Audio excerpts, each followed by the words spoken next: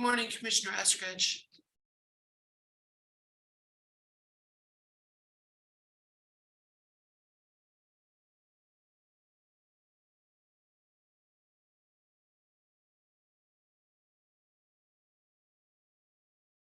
Okay, good morning, everybody. It's 8 a.m. I'll call the meeting of the Madison Metropolitan Sewerage District to order.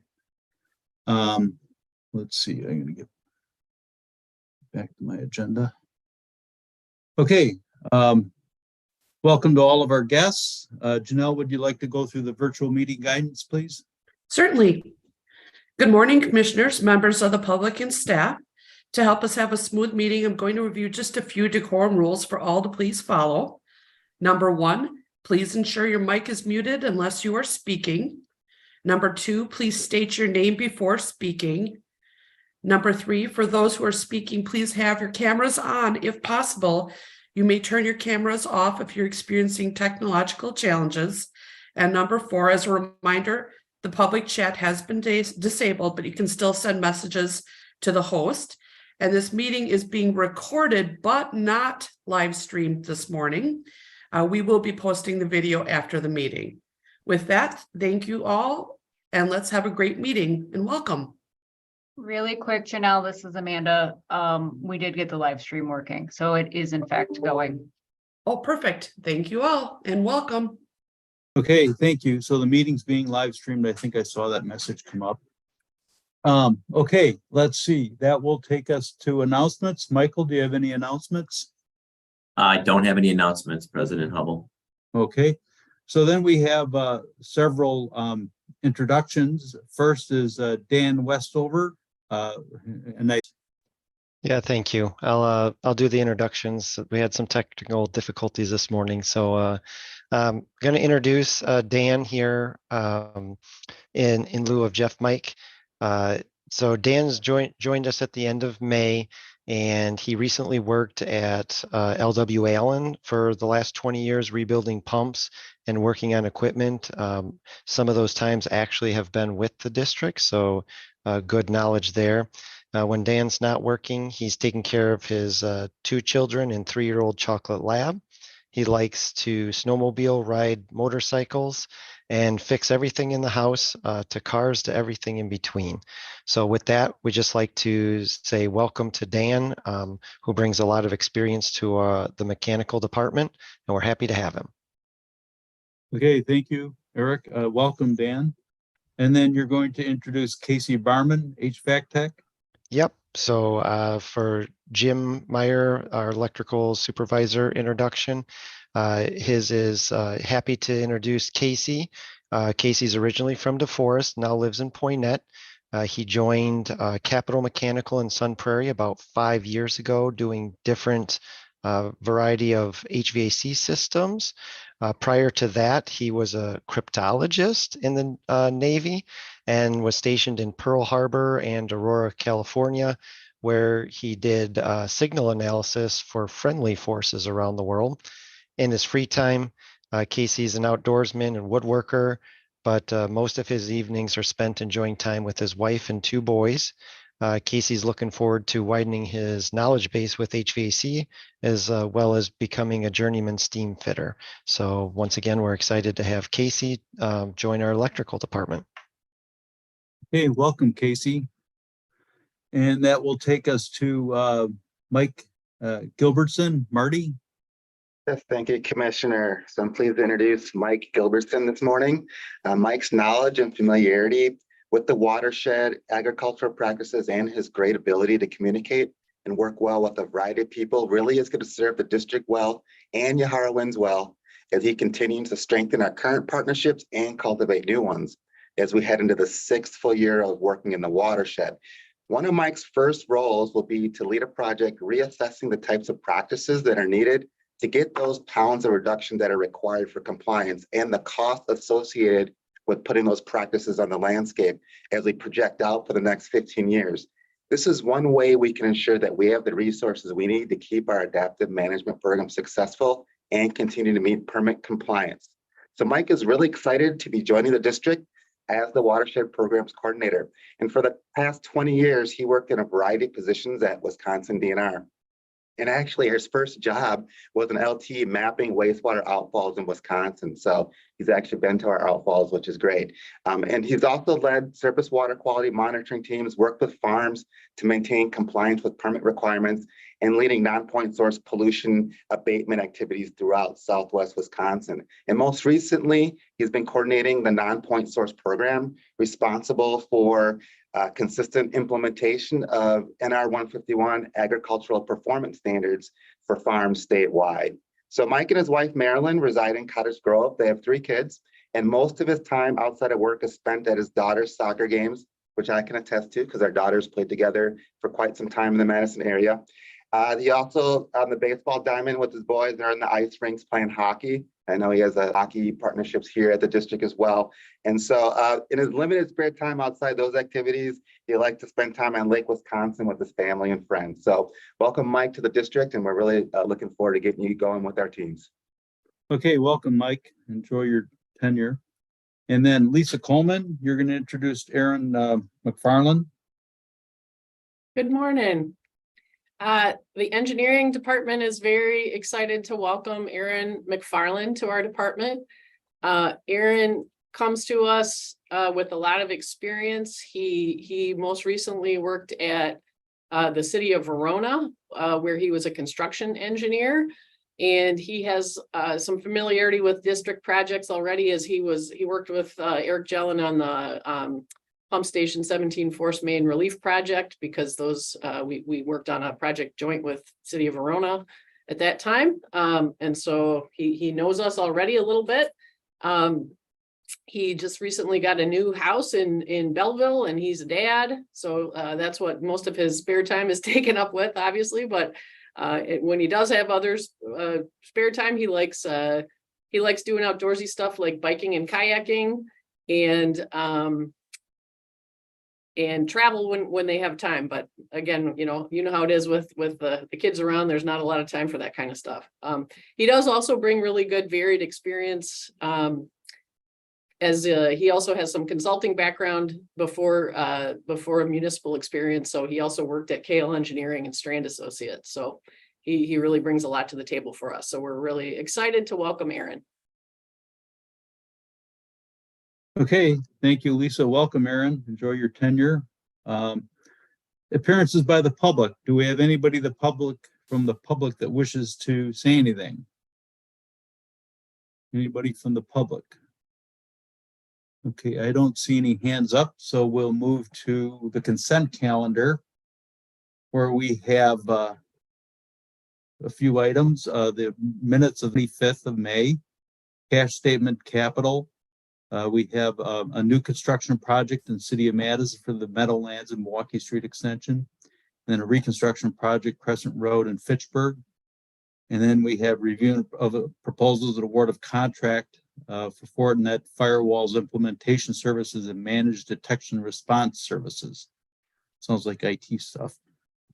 Do we have any questions or comments?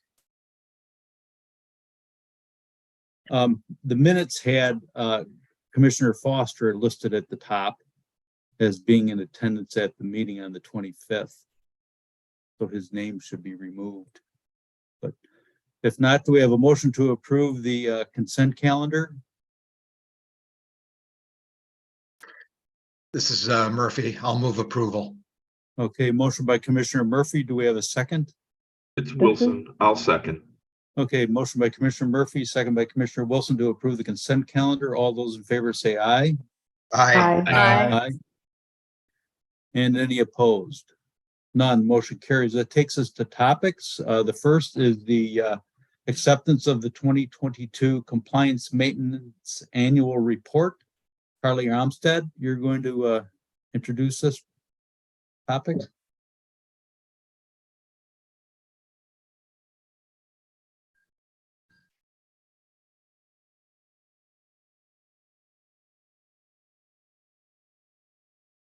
All right, can you all see my screen?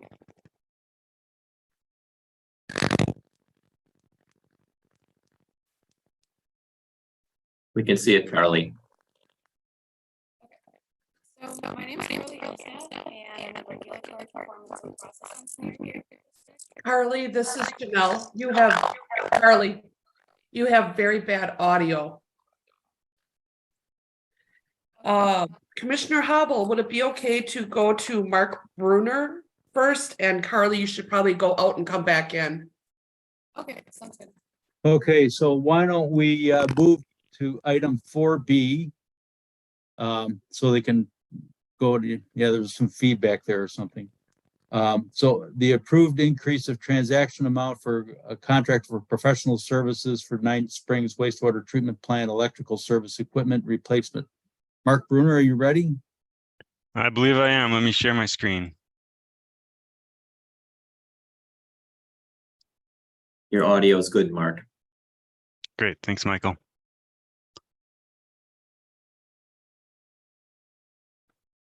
All right. Can you see my screen, everyone? Yep. Great. You can see it. Good morning, commissioners. My name is Mark Bruner. I'm an electrical project engineer for the district. Today, I'm going to present Resolution 2023-06-15-R5, approval of increased transaction amount, contract for professional services for Nine Springs wastewater treatment plant electrical service equipment replacement. And I did try to make that longer, but I couldn't make it any longer than that. So thanks for your patience. This project consists of major plant electrical equipment replacement that provides the sole connection to MG&E and the electric grid for the plant. A failure of this equipment puts the district at risk of total power outage at the plant. The electrical service equipment has reached the end of its expected life, and most replacement parts are only available on the secondhand market. The scope of this project is to replace this aging infrastructure.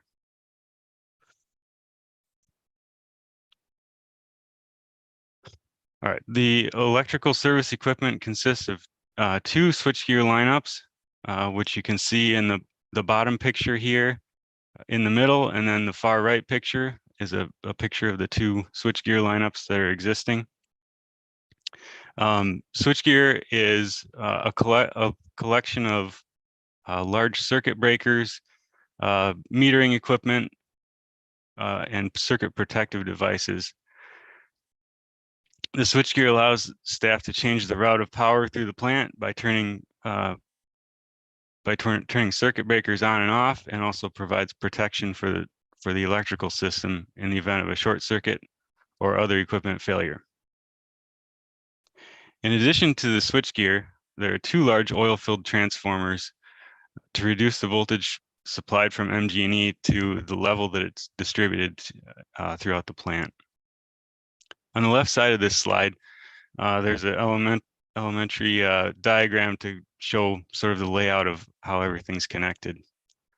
So starting from the top, the electric utility supplies 13,800 volts through two separate feeds to the first switchgear lineup, which is the bottom middle photo there. From there, power feeds into the two transformers, and those transformers reduce the voltage from 13,800 volts to 4,160 volts. And from there, the S1 switchgear distributes that 4,160 volts to substations throughout the plant. So the diagram there shows some red arrows and some black arrows, and that's just to show the redundancy in the system. So we can run the plant on one half or the other, and it gives us some flexibility for routing power around failed equipment or doing routine maintenance. This slide is a map of the plant just to show where the equipment is located. It's kind of in the northwest corner of the plant. And we'll zoom in on this red box and give you a little more detail. The red, sorry, let me advance my notes here. The red outlined equipment shows the existing two switchgear lineups and the transformers that will be replaced.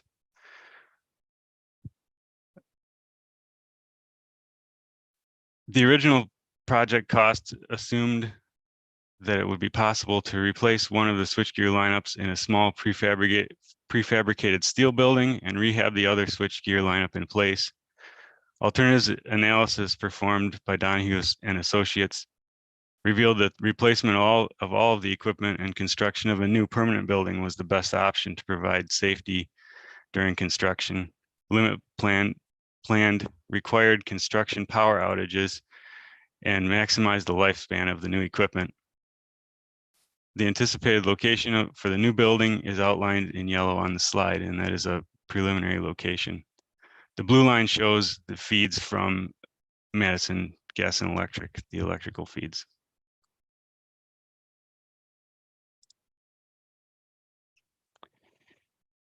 The estimated total project cost prior to the alternatives analysis is reflected in the line for the approved 2023 CIP shown on this slide. As you can see, the total project cost and consultant fee estimates have increased substantially.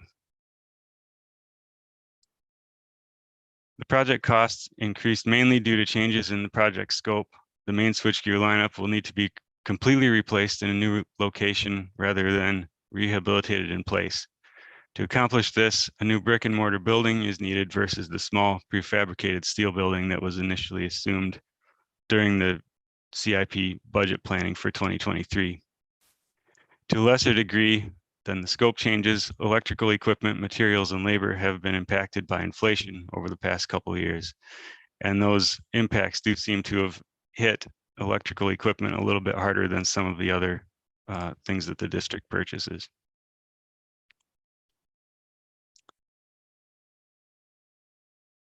Donahue and Associates was selected as the consultant for this project in September of 2022 to complete all stages of the consulting services needed.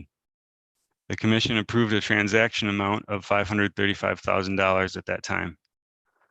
The approval allowed staff to negotiate each stage separately, and we'll talk about the stages in an upcoming slide. So we'll talk about the stages here, up to the dollar amount that was approved, which was the $535,000.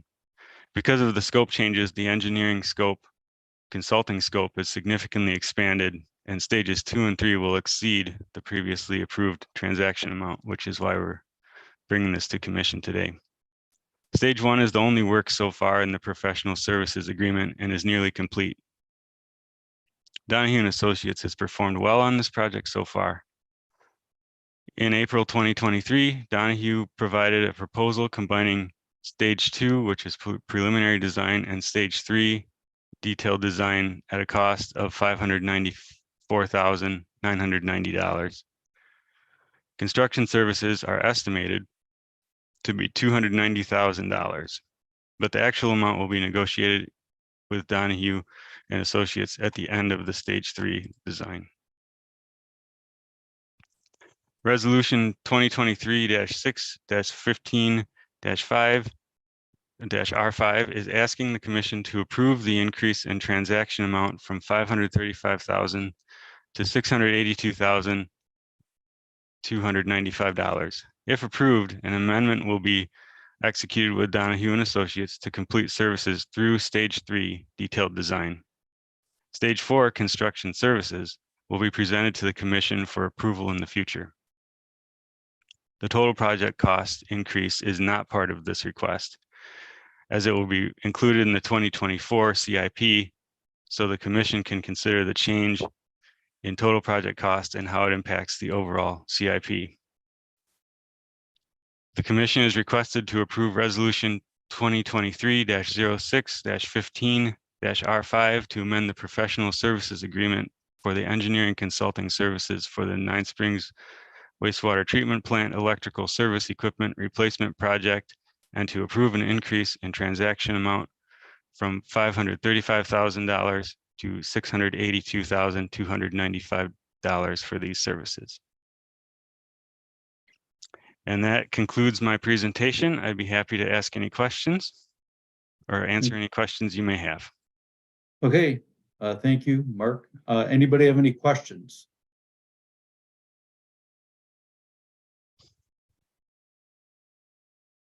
Okay, Beth, go ahead. I, sorry, I just have a question. It's not related to the direct resolution on the table here, but I noticed in an earlier slide the revision from a prefab steel building to a brick and mortar building. And that seems it's going to be a big reason why there's an increase in cost. So I'm just wondering, and you don't have to answer this now, but when you present the larger scope, I'd really be interested in hearing why the change from a prefab steel building to a brick and mortar building. Yeah, I can talk about that a little bit.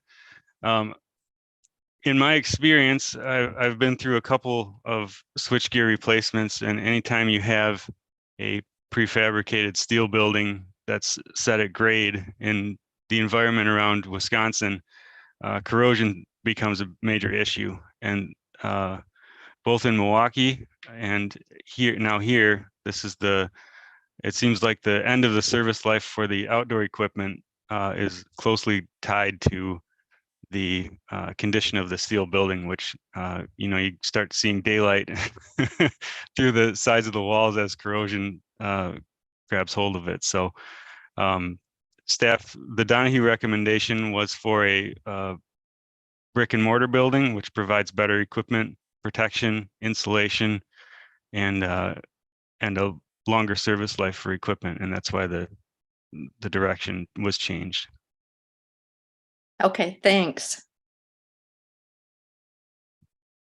Okay, Brad, you had your hand up? You took it down? It isn't, question isn't really directly related to this, but I was just curious about the number of electrical feeds coming into the plant. And I had thought we had more than one, and from what I read in the report, it suggested, or maybe I got it wrong, that we just have one feed coming in, or are there multiple feeds coming in from different substations? Just curious. Yeah, I'd be happy to address that. There are two separate feeds that come in from the Nine Springs substation, which is the blue line there. They come from the substation in the upper left, and they are redundant. Sorry, I try not to make you dizzy here. They are redundant and are two separate feeds, and they meet the DNR's requirement for separate power sources for a wastewater treatment. So they're two separate feeds. They're underground. Correct. And they're coming in from the same substation. That's correct. Different buses on the same substation, so there is some redundancy inside the substation as well. Okay, thank you. You're welcome.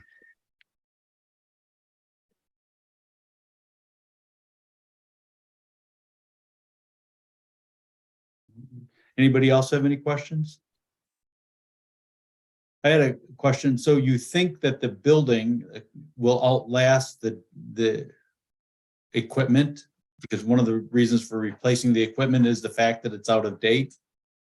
I don't know how old it is, but you think that the building, that one of the problems with the prefab buildings is that they rust before the equipment goes bad? Correct. It's out of date.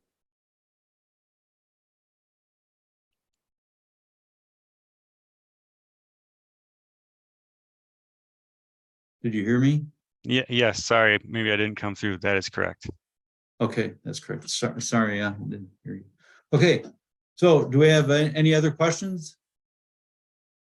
If not, do we have a motion on the table?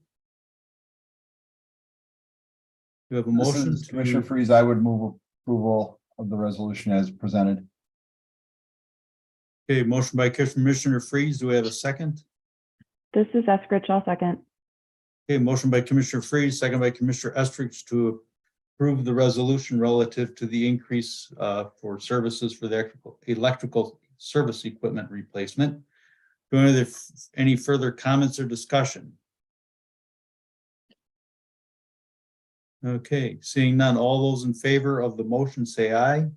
Aye. Aye. Opposed? None, motion carries. Okay, we'll go back to A, and hopefully Carly's got her audio working.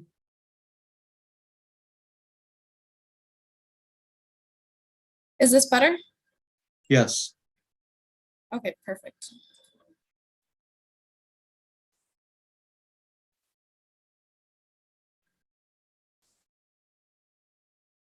All right, can you see my screen? Yes. Okay, so I'm Carly Amstead. I'm the Regulatory Performance and Process Engineer, and today I'm going to be talking about the 2022 Compliance Maintenance Annual Report. I'll be referring to this as the CMAR throughout the presentation. So why do we do this? The CMAR is required by the Department of Natural Resources through the Wisconsin State Legislature. Chapter NR 208, which went into effect in January of 2005, describes the compliance maintenance requirements for wastewater treatment plants, including 9 Springs. This chapter implements statute chapter 283 on pollution discharge elimination, which upholds our permit requirements. This legislation requires the submittal of the CMAR as well as the certification of a resolution statement by the governing body, verifying the completion and accuracy of the documents submitted. The CMAR has the following purposes identified in NR 208. The CMAR exists to protect public health and the environment. This document helps to initiate action that will avoid water quality degradation and permit violations. It also serves as an educational tool as it helps to facilitate discussion, which promotes owner awareness of water treatment needs. By identifying treatment areas that need improvement, the CMAR serves to maximize the useful life of the facility and improve performance through implementing better operations and maintenance practices. Finally, the CMAR helps to promote the formal planning, design, and construction of new projects in the treatment facility and collection system. The questions on the CMAR aim to identify average performance throughout the previous year through reported values from the monthly discharge monitoring reports, as well as broad facility goals and plans for upgrades. Getting into the actual contents of the CMAR report, the district's report contains sections for influent flows and loadings, as well as effluent quality and plant performance for biochemical oxygen demand, carbonaceous biochemical oxygen demand, total suspended solids, ammonia, and phosphorus. It also includes sections for biosolids quality and management, staffing and preventative maintenance, operator certification, and financial management and sanitary sewer and collection systems. Once each of these sections is completed, a grade is generated on the DNR's website based on the responses that are submitted. Overall, scores are assigned in a similar format to school report cards. Certain violations are worth more than others and can have a disproportionate effect on the overall grade received. The district scored 127 out of 148 total points on the 2022 CMAR, receiving a grade of a 3.43. 8 of the 10 sections received an A. Only the influent flows and loadings and biosolids management section deviated from this, and they received a C and a D respectively. In alignment with the purpose of the CMAR, sections that receive a grade worse than a B must be explicitly addressed in the resolution statement. Because of this, we are going to spend the rest of the time discussing issues that were identified by the CMAR. So the influent flows and loading section describes how observed influent flows and BOD loads compare to the design parameters of the plant. The current design was constructed as part of the liquids treatment project that went into effect in 1998. The design BOD loading was planned to be 112,000 pounds of BOD per day through 2018. This graph shows the average monthly BOD loadings in 2022. The design BOD and 90% design BOD are also represented on the graph for reference. This section received a C due to exceeding the 90% design BOD loading on an average of 8 of the 12 months. Each 90% exceedance took 3 points off the total score, which reduced the score down to a C. In order to correct these exceedances, the district has undertaken a liquids processing phase 2 upgrade that started this year in 2023. Construction is expected to be completed in 2028. One of the major focuses of this project is in increasing the design BOD loading. Once construction is complete, the district will be able to accommodate increased loadings without risking exceedances of design parameters, therefore increasing the section grade on the CMAR. So this graph shows the district's average monthly BOD loadings going back to 2018. Once again, the 90% design BOD and the design BOD are labeled on the graph. So as you can see, the monthly average BOD loadings have been trending upwards towards the design load since about the beginning of 2021. So far, the district has not exceeded the design load despite not undergoing a loadings upgrade since 1998. It should also be noted that observed increases in BOD loadings are the natural result of increasing populations in our owner communities and are expected to continue to rise as populations grow in our service areas. I also wanted to highlight that although influent loadings to the plant have increased, the district is still operating within permit limits and the quality of our effluent treatment has remained stable. The next area where the district lost points on the CMAR is in the biosolids management section. We lost 30 points for the over application of nitrogen on one of our approved fields. This brought the grade down to a D. Currently, the district is phasing out old application technology. Old applicators are not equipped with GPS or auto steer technology and are subject to human error when overlaps occur within calibration settings. Part of the problem which led to the over application of nitrogen is the way in which fields are set up for land application versus the number of new applicators that we have. So 4 sites are run at a time with a 5th ready to go as backup in order to maximize productivity. There are only 3 new machines though, so 3 of the 4 sites will be applied with the new technology and up to 2 with the old ones at a given time. The other piece of the problem is that the old equipment has a different type of cultivator bar. And so while the district recommends the new machines with lower disturbance, the farmers have the ultimate say over what equipment is used on the fields. And so they may request equipment with more aggressive tillage. In total for 2022, around 70% of the sites that were land applied with the new technology.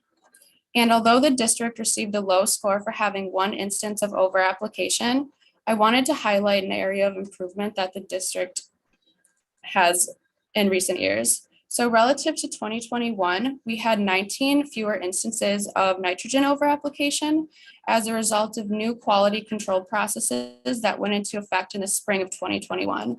Essentially, this just flags erroneous data outside of expected application rates. So once equipment has been phased out, it's our hope that the district will be able to reach 0 instances of over application in the coming years. The last area left to discuss is the collection system section. So even though this received an A on the 2022 CMAR, we had multiple overflows that were reported.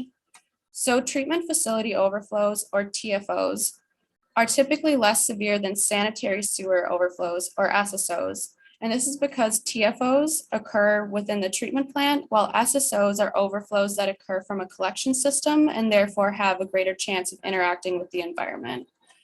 So on the screen is a graph of the number of TFOs and SSOs reported by the district over the last 5 years. As you can see from this graph, the number of overflows that we have had has trended down due to improved operations practices.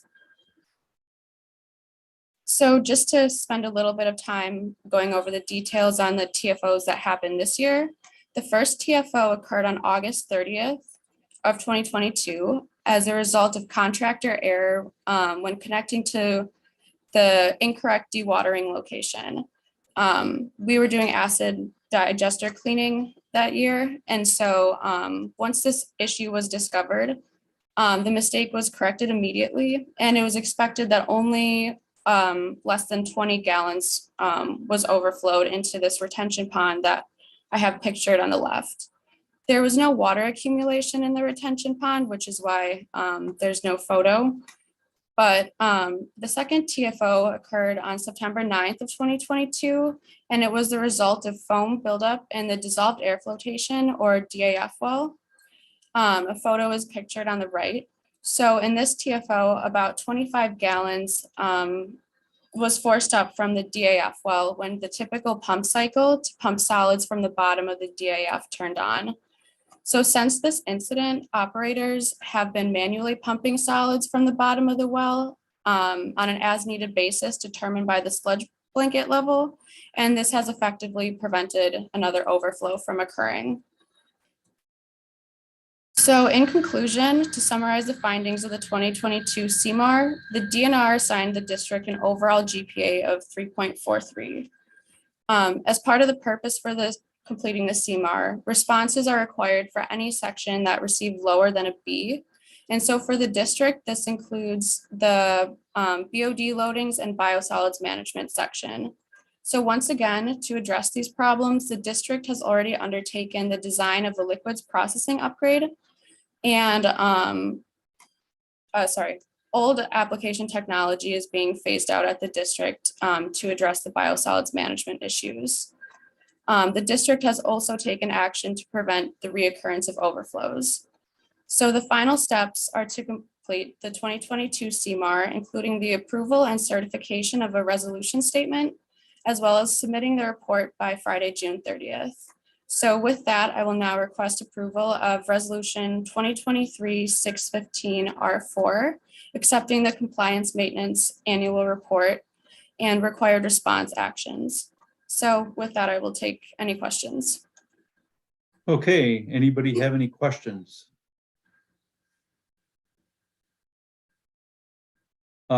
Commissioner Rummel, Marcia, go ahead. Hi, good morning.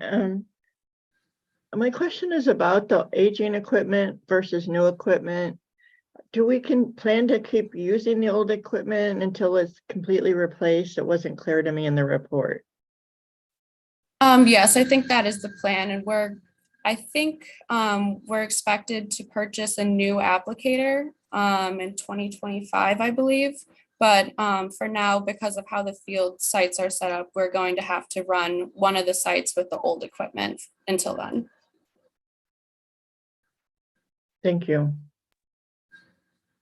So what do you do if one of the farmers wants the greater soil with the old equipment than with the new, and you've replaced all with new equipment? You just say tough luck. If you're going to do it, you're going to be in the new equipment.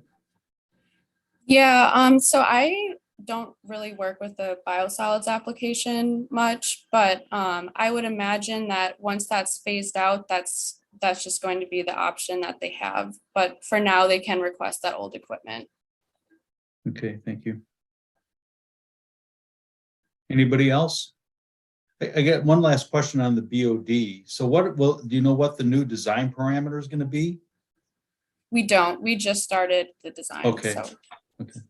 Greg, you got a question? Yeah. Hi, Carly. This is Greg. So, looking at that trend for the BOD, is that trending up with flow, or is flow stable or relatively stable and BOD is going up? Yeah, so flows have actually gone down, and this is in pounds per day. This isn't a concentration. So this is really just the result of growing populations in our service areas. Okay, thank you.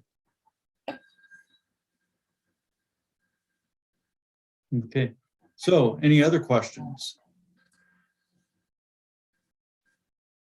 Do we have a motion to approve the resolution accepting the compliance maintenance annual report for last year? I would make that motion, Commissioner Clark. Okay, motion by Commissioner Clark. Do we have a second? I'll second it, Commissioner Bookland. Okay, motion by Commissioner Clark, second by Commissioner Bookland to approve the resolution accepting the 2022 compliance maintenance annual report. Any further comments or discussion? I don't see any hands. All those in favor say aye. Aye. Aye. And opposed? None. Motion carries. Okay, that'll take us to Eric Helen, who's going to talk about the West Interceptor and the project cost increase, the Shorewood Relief Phase 3. Hello, Commissioners. I'm Eric Jellin. I'm a project engineer too at the district, and I'm here. Let me start sharing my screen.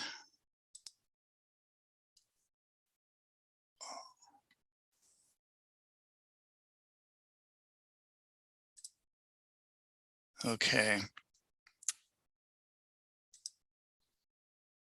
I'm here to ask for approval of an increase in the total project cost for the West Interceptor Shorewood Relief Phase 3 due to an increase in the project scope, for the most part, due to the increase in scope. On to the next slide. As a reminder, the entire West Interceptor Shorewood Relief is planned to be done in 3 phases. Phase 1 was constructed in 2021. Phase 2 was constructed last year, and this year it's substantially complete. And you can see that phase 2 is right now, it's just a dry pipe. It's not connected to any live pipe on either end. And then phase 3 will connect phase 1 and phase 2, and then also continue phase 2 on the east side of the project. In this original map of what we had originally intended to install, we were stopping at Highland Avenue, and the existing West Interceptor relief in this area. Initially, it's kind of on the cusp as far as having capacity to pass the estimated future flows. I'm going to go to the next slide and zoom in on the phase 2 and phase 3 areas. After revisiting the flows, you know, it was like, as I said, it was right on the cusp. And, you know, the reason we left it out in the initial scope was just because of difficult construction in that area. It's, you know, in order to construct this, we're going to have to go through the intersection at Highland Avenue, which is going to take a lot of the traffic that goes to the UW hospitals, possibly to the Veterans Hospital, and also close down the off-ramp from Campus Drive to Highland Avenue. So that was the reason for leaving it off initially. Again, you know, as we looked at, kind of revisited the flows, it became apparent that we're not comfortable with maybe being able to. And also, I had initially assumed that the West Interceptor, the original old West Interceptor, would be kept in service. And it turns out the old West Interceptor parallels this pipe over by the pool in Shorewood Hills. That section is going to be abandoned, and so the flow from that pipe will be put into the new Shorewood relief, and that pushes it, so it's pushes the future flows, peak flows, so they're just over the capacity of this section here. The additional scope is going to consist of about 950 feet of new pipe, and with that difficult construction, it's going to increase the traffic control costs. We'll have, you know, new manholes. There's a retaining wall along the off-ramp from Campus Drive there, which could cause some difficulties, significant bypass pumping, and a little bit in consulting fees. So another issue that we had looked at, so we were using the 2018 collection system evaluation to estimate future flows. And that report only went out to 2040. I was looking at flows out to 2070. And with the addition of the old West Interceptor flows, there's also flows from the West Interceptor Midvale relief is going to go into this pipe. Looking at that, we weren't convinced that all of potential future population increase has been captured. There was very little increased population in that report. And so you know, we're concerned about infill in the area, or increase in population density. And the last 2 slides I have are just a couple examples of that. Madison Yards development, where the old Hill Farms office buildings were. So in 2017, I believe, there used to be 2 office buildings. The photo on the left, the building that's partially demolished there were 2 office buildings about that size. They were replaced by this kind of zigzag building to the left of the photo. And the rest of that area was all parking lot. They replaced that with a structural parking lot. So this new development was actually started in 2021, and you can see they're going to fill the area with buildings up to more than 500 residential units. This is according to their website. Hotel rooms, 1 million square feet of office space, retail, a Whole Foods market. A couple other examples of infill that are planned and already built. The part I have circled in red on the right in the lower left photo with this 5-story apartment building was built in 2019. Initially, it appears there were 3 kind of low-rise apartment buildings there. There is also another row of townhouses behind this building that is facing University Avenue that was built as part of this development in 2019. Another development would be where the old Smokies restaurant is, which is currently an old single-story restaurant and a parking lot. There's going to be a 4-story apartment building there, and according to that website, that'll be coming in 2024. So I'm not sure that all of this population density was captured in the 2018 report. And because of that, we wanted to make sure that we increase the size of the pipe from Highland to Walnut Avenue, and that's in addition, that's the last 900 feet of a project that was really started in 1999 downstream from Walnut Street down to the engineering building. That was all improved for capacity improvement, and then we've done phase 2 and phase 1 of the shorewood relief. So this last 950 feet would really just bring that up to the same capacity as the rest of the project.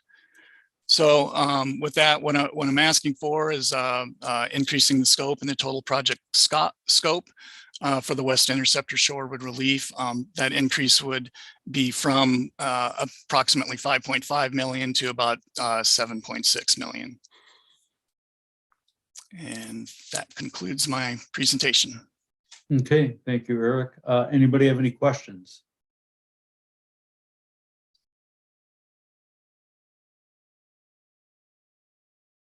Okay, I don't see any hands up. I have a question for you, Eric. Mm-hmm. We just heard that our total treat, the effluent that we treat, the amount of waste is pretty much stable. But here we're always seem to be increasing our interceptor sizes. So is there a difference between, when you figure this out, are you looking at old factors to multiply the population by in terms of wastewater usage, or are you taking into account all the new water saving fixtures and everything? Yeah, actually, I didn't look into it in that level of detail. What I did was I took the numbers from the 2018 collection system evaluation and just kind of said if that keeps on going up at that rate and at a straight line, then where are we going to end up at 2070? And that ended up very close to let's see, am I sharing still? That ended up very close to the capacity of that section. So I got it. I guess Yeah. my question is that I think it's time that we evaluate those factors that they use and see if they actually represent the new reality. Yeah. Not It's not a because bad a lot idea. of times it's, it's kind of like traffic estimation or parking estimation, and things change. And they keep using the old factors for the multipliers. Okay. And Right. President Hubble, I did want to weigh in here too, that, when we bring to you the next collection system facilities plan, which will be coming to you, in the near future, we reevaluate all of those flow projections based on growth and the CARP-C projections. Sarah, you got a question? Yeah, thanks, Tom. More of a comment and kind of similar to Tom's comment. I mean, Eric, I appreciate we've got to do this. It makes sense. And at the same time, when we looked at this in 2018, I expect that we could have predicted, if we were looking at neighborhood plans, what was going to happen in that area. If I'm remembering correctly, we knew what was coming in that area. So just as we're thinking ahead, I hope we are looking even to the detail, beyond CARP-C projections, but looking at when we're looking at specific projects, Brad went off camera, so Brad knows this way more than I do, but we have some pretty comprehensive plans for the city that could have predicted some of this growth and helped us to not, underestimate this portion. I would have expected.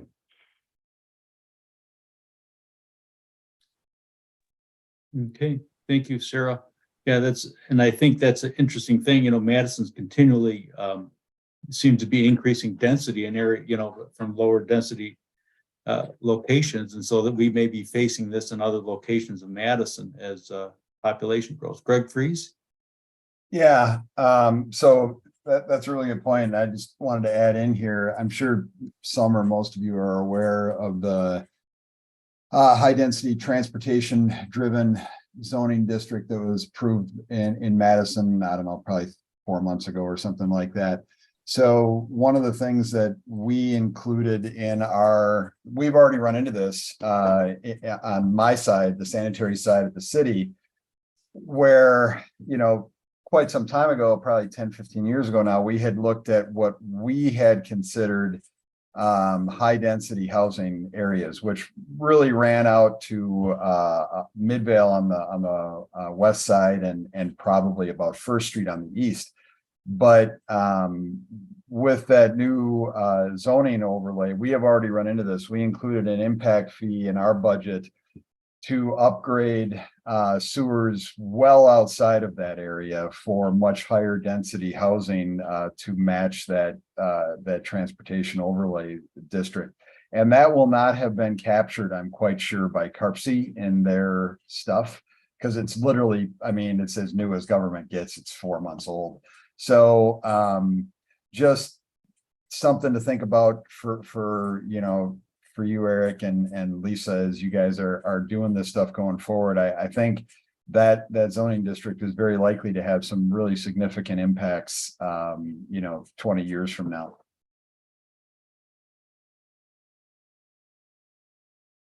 Yep. Okay. Thank you very much, Greg. Do we have any other comments or questions? If not, do we have a motion to approve the increase for about $2.2 million or so for the West Interceptor to do that extra section?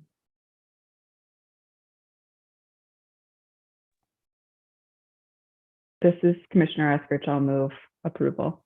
Okay, motion by Commissioner Eskridge. Do we have a second? I'll second it, Murphy. Motion by Commissioner Eskridge, second by Commissioner Murphy to approve the resolution authorizing the increase in scope for the West Interceptor. Any further comments or discussion? Seeing none, all those in favor say aye. Aye. Aye. Aye. And any opposed? None, motion carries. Okay, so that will take us to item 4D, which is the approval of a review and of the in-person commission meeting schedule. Michael, you want to lead this off? Sure thing. The commission had discussions recently regarding the possibility of meeting in person more often. After the restrictions of COVID were lifted, the commission's direction was, let's meet when we need to. and ask that President Hubble and I look at the agenda and determine what would be an appropriate time to meet as a commission in person, and mostly around major policy discussions and decisions. And the two most recent occurrences of in-person meetings were the strategic planning sessions and also, as you know, the Badger Mill Creek compliance public hearing and deliberations. And so the question is, does the commission want to reevaluate that standard practice that we have? Some options we do have. We could get on a normal cadence or calendar, such as meeting in person every other meeting, so once a month, or less frequently if that would work. Or of course, we could continue with our practice if the commission feels that's working for you. So I wanted to throw it out to you and for some discussion and some direction. Okay, thank you, Michael. So anybody have any ideas? I guess basically it would be about one meeting a month. I was wondering about maybe even keeping that open for sometimes maybe more than once a month, given at budget time. And then I think it is, for example, the 13th, we have the capital improvement plan presentation. I don't know if we want to do that virtual or do that in person. So there's things like that that occur. We do have the first in-person one. Next one would be the 27th of July. But I'm just trying to think of times when there may be, we want to have actually 2 meetings a month in person, particularly when you get the budget and some of the other things that relate to budget, like capital improvements and stuff. Sarah, go ahead. Yeah, you're bringing up one of the points that I was going to bring up, Tom, which is I appreciate the desire to have some sort of a schedule for being in person, but frankly, I'd rather us prioritize being in person when it matters to be in person, when we have substantive items on the agenda. I think from what I've heard from colleagues, we might be more open to that being more regular. So being a little bit more judicious and saying, yeah, this is maybe a little bit more of a discussion. So let's do it in person and lean towards deciding in person as opposed to leaning remote. But I personally would rather us decide that a meeting like today can be done via Zoom, no problem. But if we have anything that is going to be more substantive or more discussion based, just default to it being in person. Let us know as soon as possible, obviously, but I'd rather leave it up to you all to determine when it's going to be of value rather than trying to create an arbitrary schedule that then, likely we would be changing regardless. My thoughts. Okay, thank you, Sarah. Brad and then Marcia. Yep, I had exactly the same thought. I was thinking that a meeting like today's meeting, do it via Zoom, and that should be fine. It's a relatively short meeting and really not much benefit from meeting in person. So I think I would prefer that Tom, you and Michael and the staff take a look at the upcoming agendas and try to make an informed decision about which ones would benefit from us getting together in person. And I know that, it's not always going to work and it's not always going to be perfect and we might get surprised. But I think I would prefer to do that rather than just have a scheduled, every other meeting being in person. I know it's a little bit more effort to try to predict which ones are going to benefit from meeting in person, but I think maybe that's the way we should go. Thanks. Okay, thanks, Brad. Marcia?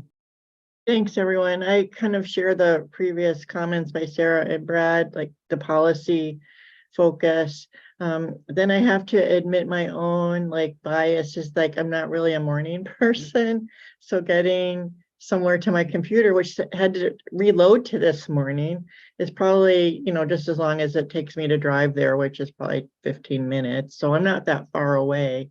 But I guess my reason I raised my hand is, so say the days that you're okay to go to a meeting, but you don't feel that great and you think I'll just go in by Zoom. That happened to me once.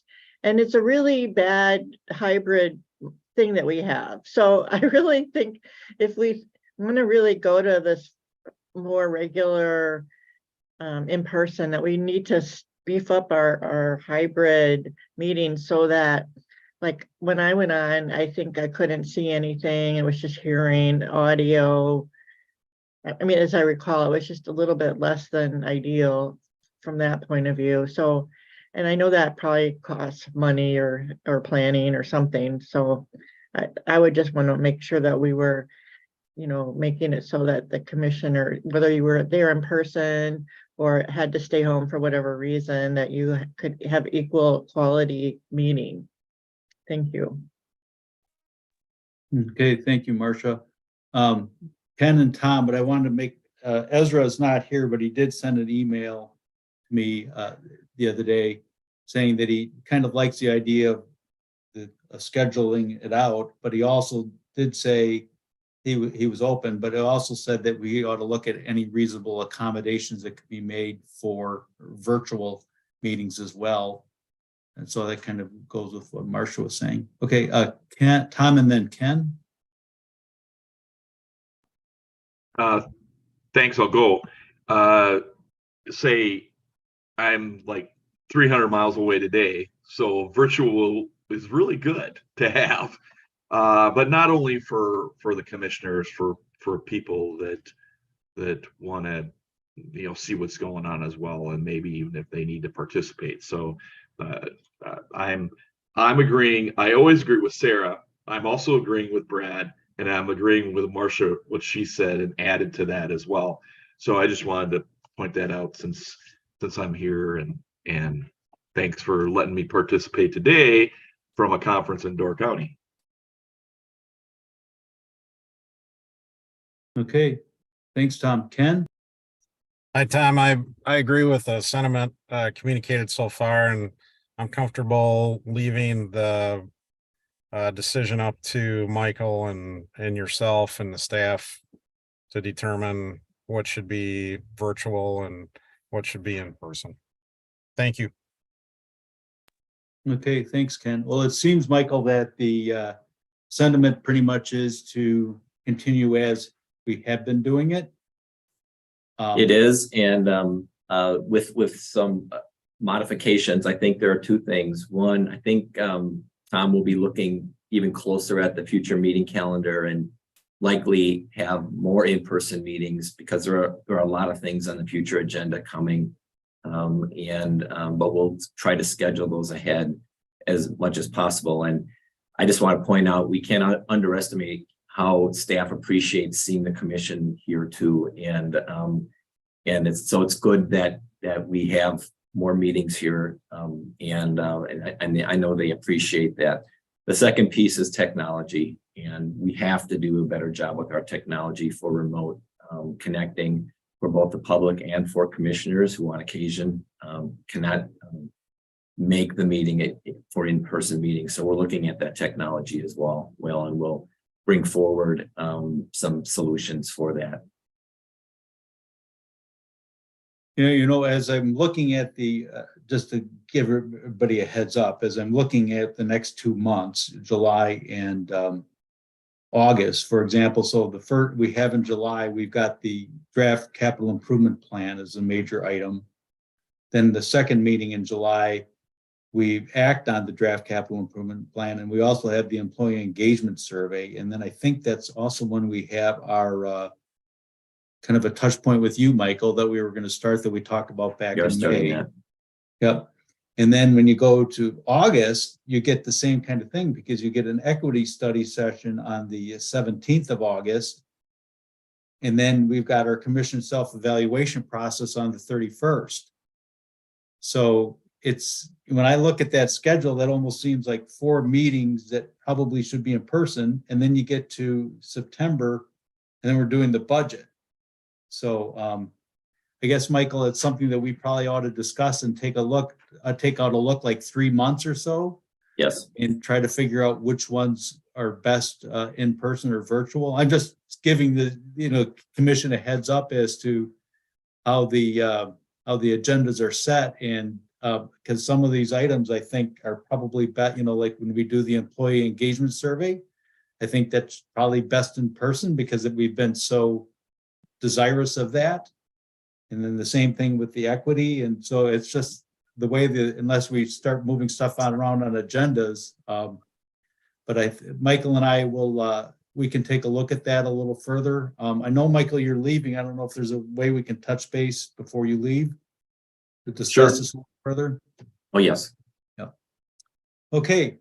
So I think everybody's pretty much on board then, that we'll leave it kind of as is, and then also discuss any upgrades or costs of upgrades for the virtual meetings. And that was the benefit of holding the meeting in Fitchburg, is they had cameras and they have operators of cameras. We don't have that, and that was a high expense, and that was a good thing to do for that meeting, for their public hearing. Okay, anybody else have any observations on this? If not, we'll move to the CED update. Okay, thank you. A few things to report. One is regarding a budget amendment. As you may recall, we recently came to you for an amendment to the 2022 budget as we exceeded our expenditure authority in the operating budget. In our presentation at the time, we shared how the overage was driven in large part by an error in capital labor allocation. Specifically, we requested too little in the operating budget and too much in the capital budget.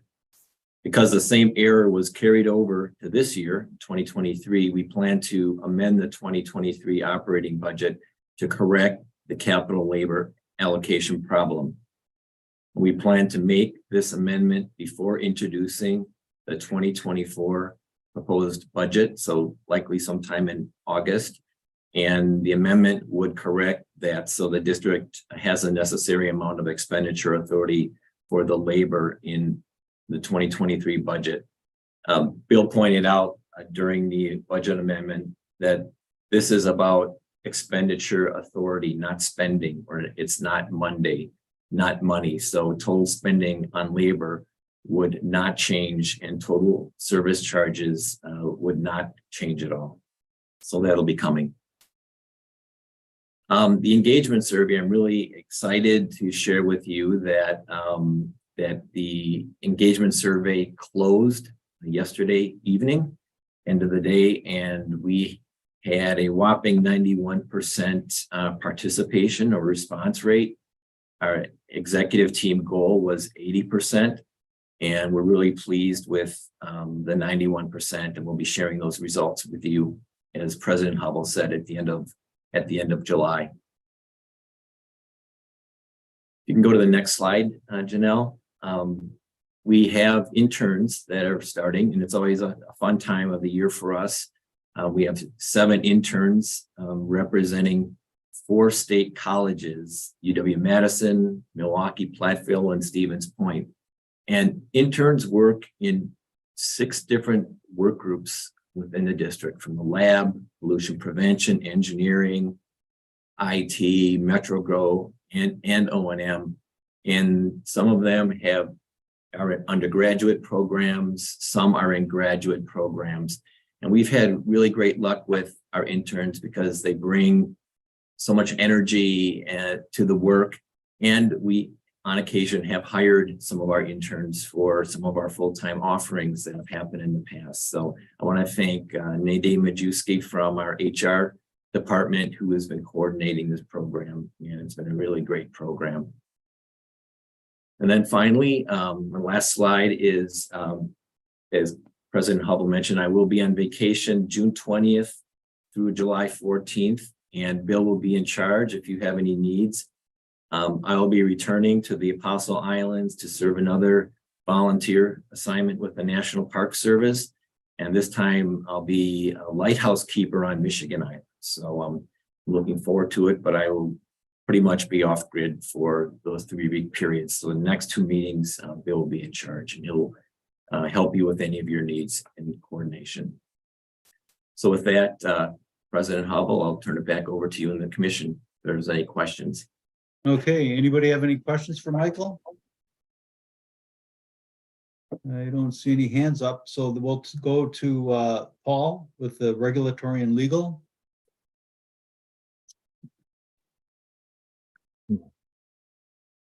Yes, good morning, everybody. There are a number of things working their way through the administrative rule process that I've summarized in our update. I won't go through that. Actually, some of the more recent action has been at the legislature. The de-icer bill is moving forward, although there was a substitute amendment that pared that back in a number of significant respects. I suspect it will be the sub that will ultimately be approved, but it looks like there will at least be something moving in that direction. So on the view that something is better than nothing, hopefully that will at least get us in the right direction for a registration for salt application. The I&I bill that provides clean water funding for those efforts, both of the committees have recommended passage. It hasn't gone to the full houses, but that's looking good. And then on PFAS, there are a variety of things with the PFAS bill, some of which are more helpful than others, but there is some grant funding for sampling and testing and for other PFAS related costs. There was a hearing on the Senate side. The hearing on the Assembly side was just announced yesterday for this morning at 10 o'clock. And I think Vanessa is going to be able to cover that to make sure comments are going in there. Neither of them has had an executive session, but it appears likely that those will continue to advance. So we'll continue to be following all of those and we'll keep you up to date. But by and large, it looks like all three of those are moving forward. So that's all I have, unless there are questions. Okay, excuse me. Anybody have any questions for Paul? Okay, I don't see any hands up. Thank you, Paul. That will take us to the future meeting schedule that's in the packet. And then the future agenda topics. Anybody have any other items for future agendas? Other business? And adjournment, Tom? It's Wilson. I'll move we adjourn. Tom from Door County. Motions to adjourn. Do we have a second? I'll second. This is Commissioner Freeze.